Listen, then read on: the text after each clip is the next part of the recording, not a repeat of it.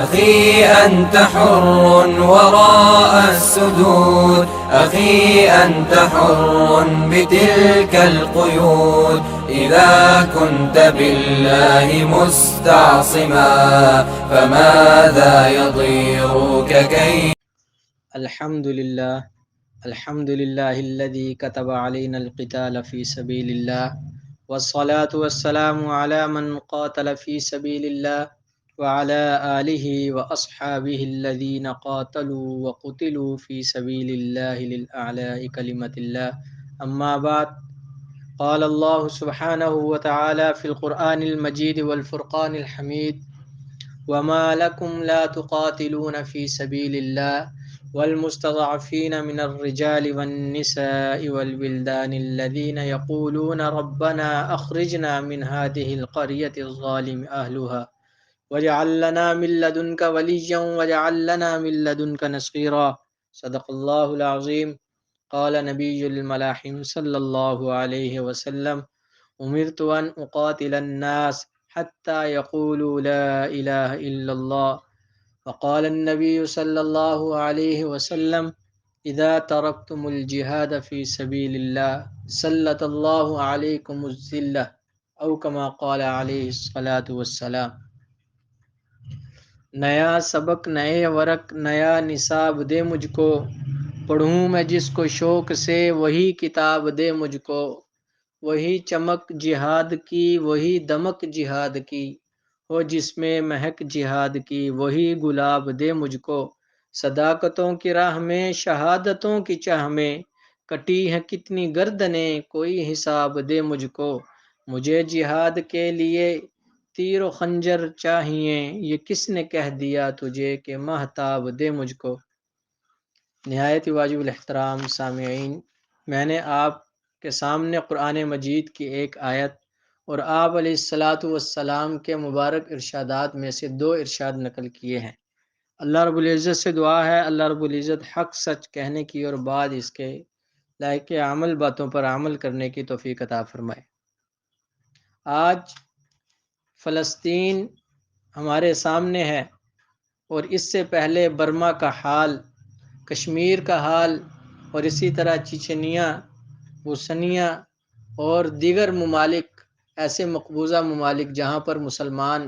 رہائش پذیر ہیں، اور ان پر ہونے والے ظلم و ستم ہر مسلمان کے تقریباً سامنے ہے۔ تو آج کا جو نیا مسئلہ فلسطین، مسئلہ تو نیا نہیں، مسئلہ تو 70 سال پرانا ہے، لیکن نیا رخ اختیار کر چکا۔ وہ یہ کہ آج تک ہم یہی سنتے آئے کہ فلسطین میں اتنے بچوں کو شہید کیا گیا، آج یہ ہوا، آج وہ ہوا، کہ ظالم ہر وقت مسلمانوں کو مارنے کے لیے گلی کوچوں کے اندر، بیت المقدس کے اندر، مسجد اقصیٰ کے ارد گرد منڈلاتے پھرتے تھے کہ کہاں پر کوئی مسلمان بہن ملے، کہاں پر کوئی بزرگ ملے، کہاں پر کوئی بچہ ملے کہ اس کو مارا جائے اور اپنی درندگی کا نشانہ بنایا جائے۔ آج تک یہی واقعات سنتے آئے، لیکن الحمدللہ جہاد فی سبیل اللہ کی برکت سے اور حماس کے شہینوں کی برکت سے آج یہ خبریں بھی سننے کو مل رہی کہ آج اتنے یہودی اسرائیل چھوڑ کر بھاگ رہے، بیت المقدس پر قبضہ ختم کر کر بھاگ رہے، آج 1000 یہودی قتل کر دیے گئے، آج 2000 یہودی قتل کر دیے گئے۔ تو یہ واقعات جو نیا رخ اپنا گئے، یہ نئے ہیں جو سننے میں آ رہے ہیں۔ آج میرا موضوع جو ہے وہ فلسطین، مظلوم امت مسلمہ اور اس کے ذلت کے اسباب ہیں، کہ امت اس حال میں کیوں پہنچی کہ آج امت مسلمہ پوری دنیا کے اندر ذلیل اور رسوا ہو رہی، سوائے دو چار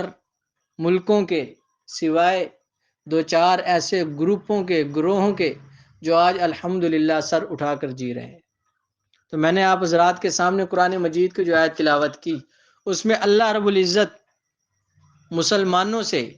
ہر کلمہ گو سے ایک سوال کر رہے ہیں، اور میرے اللہ رب العزت کا یہ سوال ایک عالم سے بھی ہے، میرے اللہ کا یہ سوال ایک عابد سے بھی ہے، میرے اللہ کا یہ سوال تبلیغ میں وقت لگانے والے سے بھی ہے، میرے اللہ کا یہ سوال مدارس چلانے والے محتمم حضرات سے بھی ہے، میرے اللہ کا یہ سوال امیر سے ہے، میرے اللہ کا یہ سوال غریب سے بھی ہے، اور میرے اللہ کا یہ سوال ایک تاجر سے بھی ہے، اور میرے اللہ کا یہ سوال کھیتی باڑی کرنے والے سے ہے۔ الغرض جس نے کلمہ طیبہ لا الہ الا اللہ محمد الرسول اللہ پڑھا، میرے اللہ کا یہ سوال ہر اس کلمہ گو سے ہے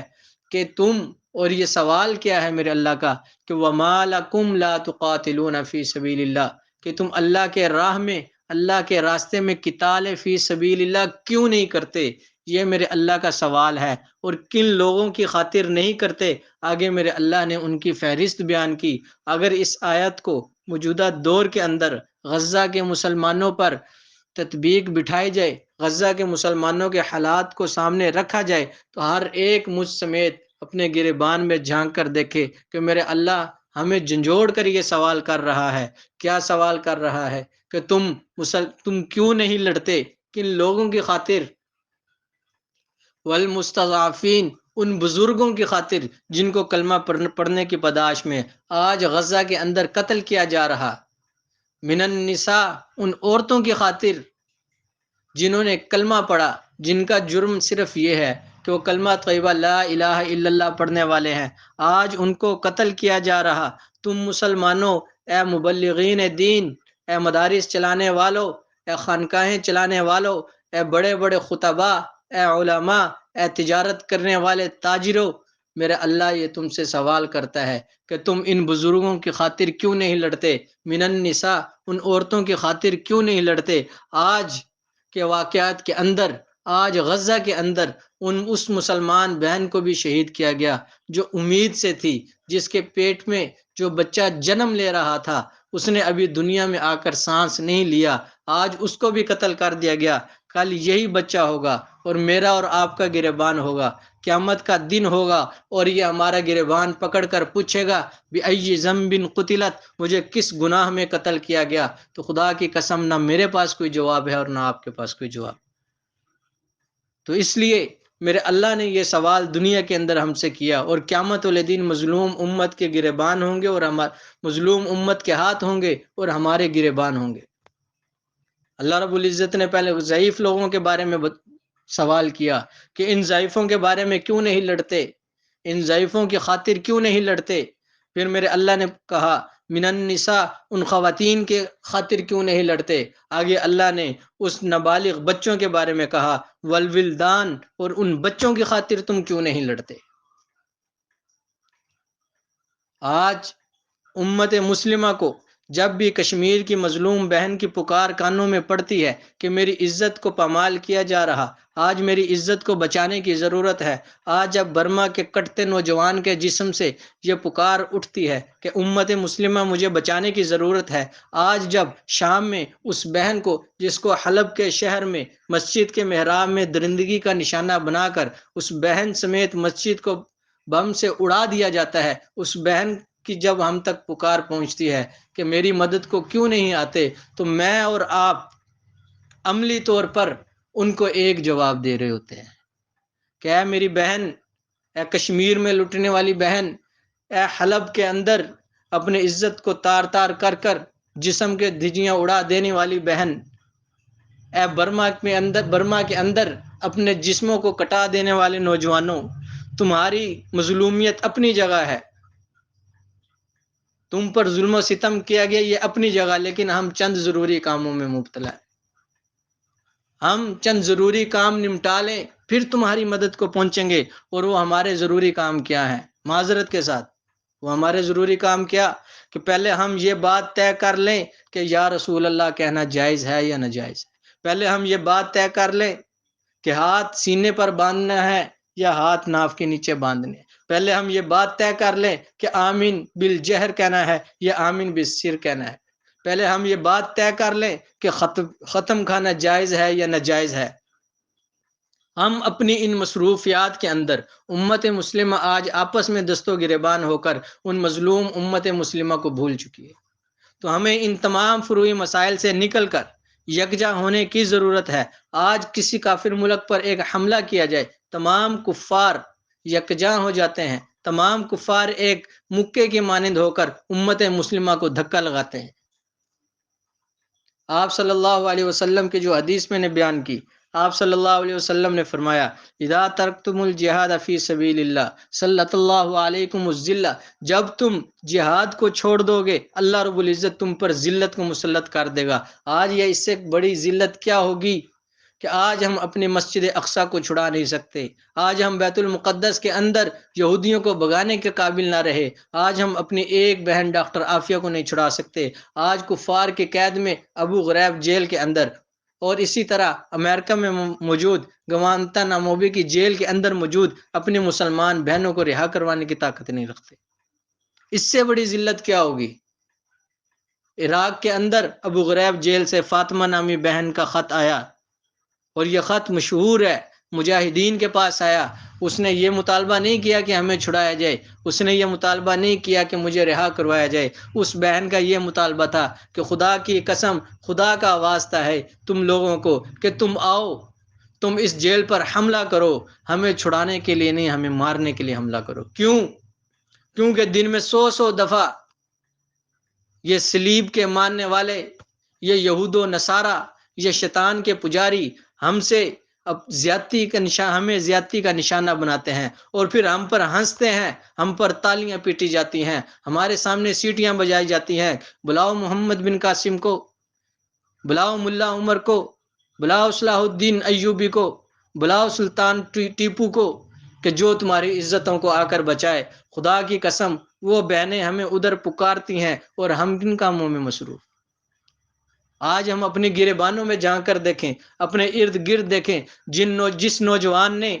ان بہنوں کو کفار کے ہاتھوں چھڑانا تھا، جس نوجوان نے ان بہنوں کی عزت کو بچانا تھا، آج وہی نوجوان ہے، آج وہی میرا نوجوان کا طبقہ ہے، آج بھی چھوٹا کیا بڑا کیا کہ تمام کے تمام جنہوں نے بہنوں کی عزت کو بچانا تھا، آج وہ سوشل میڈیا پر کسی نہ کسی کی بہن کی تلاش میں،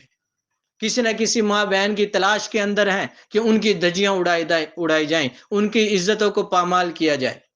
خدارا ہم اپنے نوجوانوں کو سنبھالیں، ان کو بتلائیں کہ تم محمد بن قاسم تم ہی ہو، صلاح الدین ایوبی تم ہی ہو، ملا عمر تم ہی ہو، شیخ اسامہ تم ہی ہو، کہ تم ہی وہ ہو جن کی بہنیں منتظر ہیں اور تمہیں آج ان کو جا کر چھڑانا ہے۔ آج امت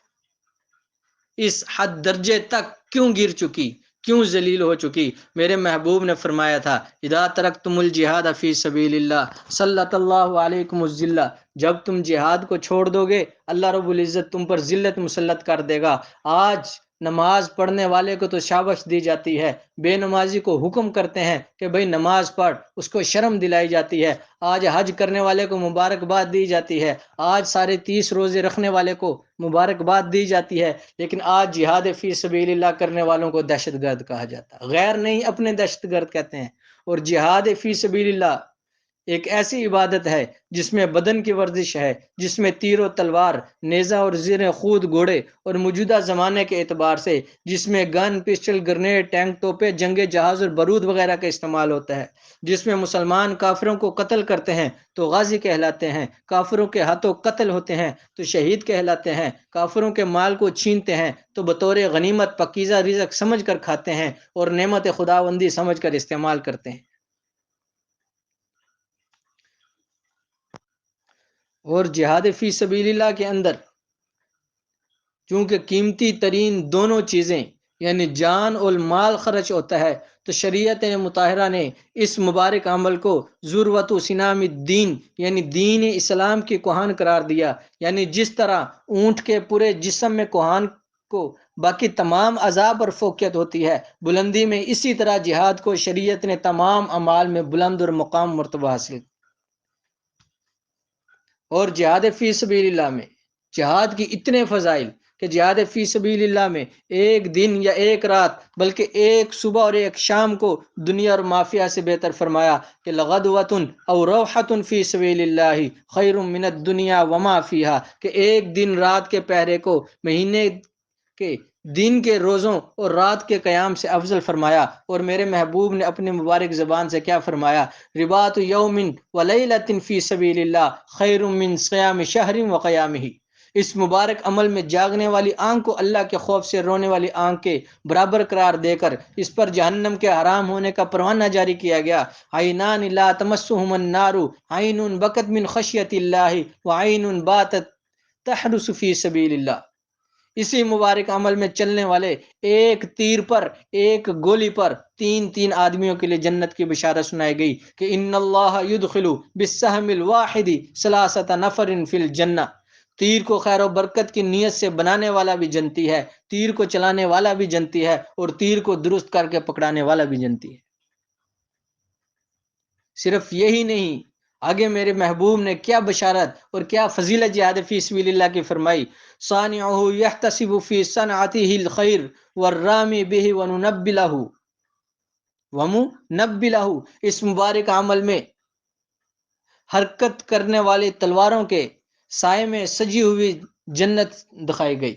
کہ میرے محبوب نے فرمایا وَاعْلَمُوا أَنَّ الْجَنَّةَ تَحْتَ ظِلَالِ السُّيُوفِ۔ اسی مبارک عمل میں 1 منٹ کی شرکت کرنے والے کو جنت الاٹ کر دی جاتی ہے۔ میرے محبوب فرماتے ہیں من قاتل فی سبیل اللہ فواق ناقۃ وجبت لہ الجنہ۔ جس نے اونٹ کا دودھ دونے کے بقدر جہاد میں قتال فی سبیل اللہ میں حصہ لیا، اس کے اوپر جنت واجب کر دی جاتی ہے۔ یہی وہ عمل ہے کہ جس کے میدان جنگ میں قیام کو گھر کی 60 سالہ بے ریا عبادت سے افضل قرار دیتے ہوئے فرمایا وَلَمَقَامُ أَحَدِكُمْ فِي الصَّفِّ خَيْرٌ مِّن صَلَاةِ 60 سنہ۔